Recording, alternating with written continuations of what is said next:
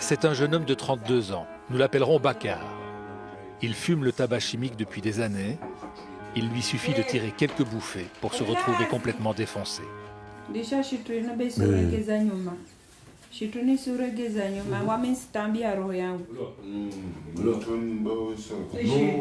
Il comprend rien. Là, vous voyez bien, il ne peut rien faire. Il ne peut rien faire, il dort. Nadine, lui, parle aujourd'hui à visage découvert. Moi aussi, j'étais dans cet état-là, oui. Car il veut témoigner et raconter dans quel enfer l'a plongé le tabac chimique. Ma vie, en fin de compte, c'était que ça. J'avais pas une autre vie. Monsieur Abdallah, je suis le docteur Guest, je suis un médecin de garde. C'est aux urgences du centre hospitalier de Belle-Pierre que nous avons fait la connaissance de Nadine. Racontez-moi ce qui se passe. Ce qui se passe. Nadine raconte alors qu'il fume le tabac chimique depuis 2012 et qu'il a décidé d'arrêter. Et là, vous consultez aux urgences, pourquoi? Je consulte parce que je me sens pas bien. C'est-à-dire? Je vois, comme j'ai arrêté, je vois, j'ai des vomissements, j'ai de mal au crâne. D'accord. Est-ce que je peux vous examiner? L'examen dure quelques minutes. Vous pouvez vous asseoir? Ce soir-là, Nadine repartira avec quelques médicaments pour l'aider à tenir. Ça bouge à gauche, à droite ou aux deux? En attendant un rendez-vous avec un médecin spécialisé. Qu'est-ce qui t'a décidé là à essayer d'arrêter?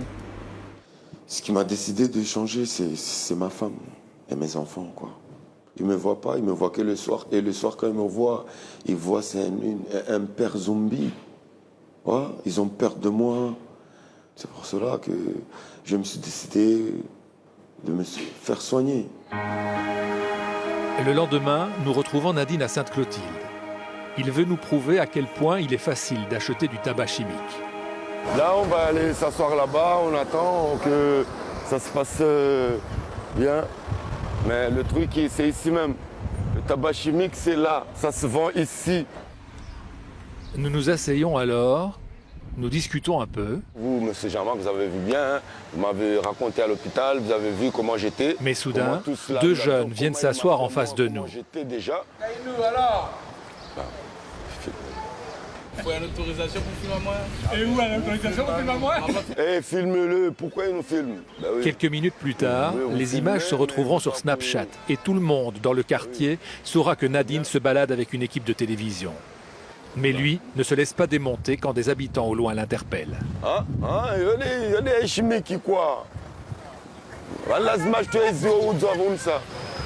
Je suis étonné parce que, franchement, parce que me voyait que moi j'étais un consommateur, moi. Moi j'étais un consommateur, moi je fumais. Car Nadine avait l'habitude de fumer le tabac chimique juste au pied de ses immeubles. Moi, je l'ai vu.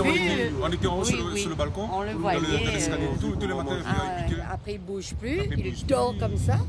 Il tombe, il crie.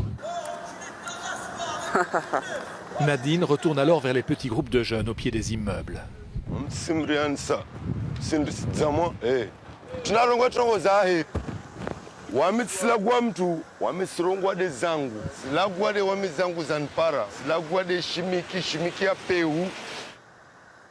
Ils sont contents, ils sont pas contents, c'est leur problème. Je m'en fous. Pour trouver des vendeurs, nous préférons attendre que la nuit soit tombée. Nadine nous emmène vers le lieu de vente du chef-lieu, la base militaire, comme disaient certains jeunes. Nadine va tenter d'aller acheter une dose de tabac chimique. C'est un vaste parking, désert à cette heure-là. Nous nous postons au loin et apercevons des petits groupes de jeunes qui vont et viennent. Une dose coûte 10 € et permet de rouler 2 joints.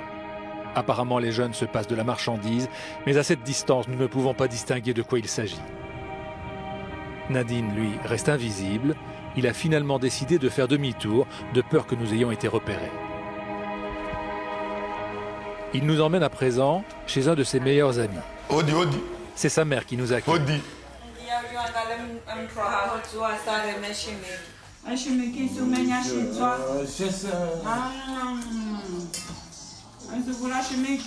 Ça, c'est un camarade, comme un frère pour moi. Là, je le vois là, maintenant, il dort. Il y a sa mère qui est là, son père. Et vous voyez que c'est pas normal. Il fumait, ça va fumer que tous les jours. C'est comme ça. Tu essaies de lui parler un peu? Eh, moi, l'amour, il m'a ça.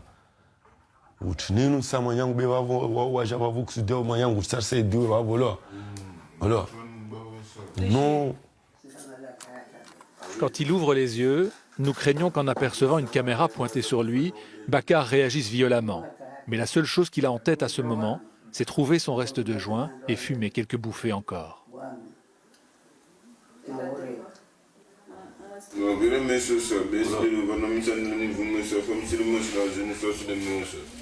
Bakar se retourne alors, trouve son sachet de tabac chimique et sans aucune gêne, devant sa mère, devant son père gravement malade, avec ses frères et sœurs qui jouent dans la chambre à côté, il se roule un nouveau joint. Même si on est là, vous voyez bien, même si on est là, Bi, il peut rien dire. Lui, il occupe que son truc, quoi. Mais il n'arrive pas. Tellement le drogue, il est plus fort que lui, vous voyez, il est plus fort que lui. Dès qu'il a gagné, il fume direct et puis, pom, il dort. C'est comme ça. Madame, il dépense beaucoup d'argent pour la chimie? Oui, on dépensait pour Aroma aussi, que je à 100 €. Dans un mois, il peut faire dans les 1000 €, plus que ça.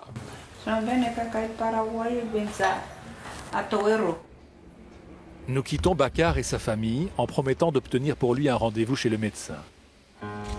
Mais le lendemain, c'est Nadine que nous accompagnons au CHU de Belle-Pierre. Il a rendez-vous cet après-midi. Oui, entrez. Avec le spécialiste réunionnais de la dictologie. David Mété, je vous en prie, installez-vous. Qu'est-ce qui vous amène aujourd'hui?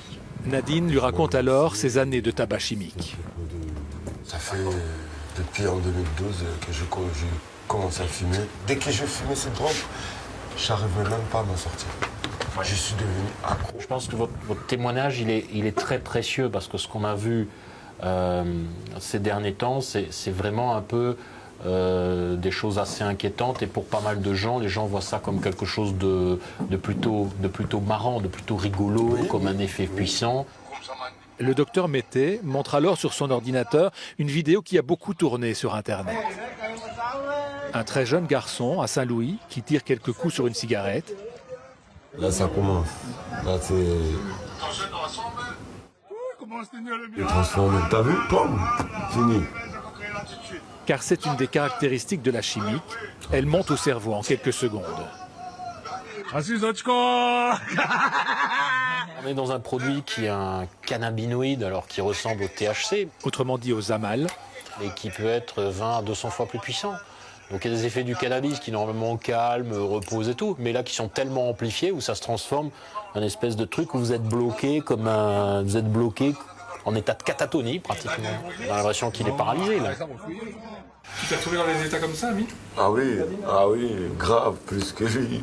Malheureusement, ce type de produits peuvent être assez facilement accessibles sur Internet, souvent fabriqués en Chine. Cette substance, elle arrive pure chez le dealer qui l'a commandée. Et le dealer va dissoudre cette substance qui va vaporiser, donc avec une quantité minime de produits vaporisés sur un mélange de plantes à fumer, ce qui est souvent du tabac, chez nous à La Réunion. Et ce tabac fumé va donner un effet très très très rapide. La consultation s'achève.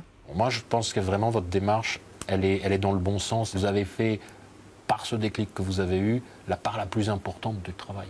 Le médecin propose à Nadine de le revoir régulièrement. Allez, okay. Au revoir.